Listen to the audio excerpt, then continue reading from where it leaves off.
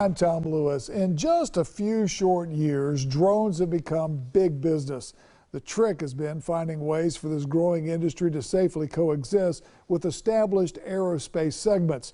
Tyndall Air Force Base is reminding drone pilots of Federal Aviation Association or Administration regulations for unmanned aircraft systems.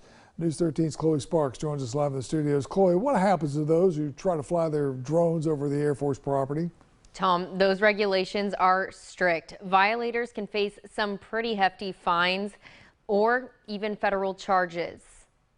Tyndall Air Force Base officials say they understand you may be curious as to what goes on in that area, but they ask you not to go digging. They are heavily enforcing the Federal Aviation Association's no drone zone policy. If a drone was on a property, it could halt air operations, it could hurt someone's personal property, it could also hurt a multi-million asset. So really, if we can help each other, then it would be ideal. Tyndall property extends further than you might know. Some areas of Parker, Springfield, and Callaway are included in this no drone restriction. But there are a few ways to check if you're safe to fly. You'll see a number of signs. We're used to seeing a installation sign on our perimeter fence. Now you're going to see a drone sign.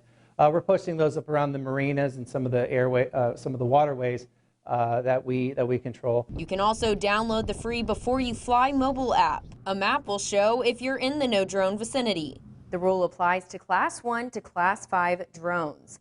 In other words, if it needs to be registered with FAA, then the drone is not allowed to be flown over Tyndall. A fine is the least you'll get away with for committing this offense. We would be able to track that person down. They could potentially face a prosecution at the federal level. The drone would be seized and potentially destroyed. If you'd like to check out that app, go to mypanhandle.com for a link to download it. Chloe, what should people do if they actually see somebody flying a drone over Tyndall property? Tyndall officials ask that you report it immediately to security forces. That number is 850-283-2677, and you can also find it on our website. Not something you want to get caught doing. Thanks, Chloe. Chloe Sparks reporting live in our studios. Springfield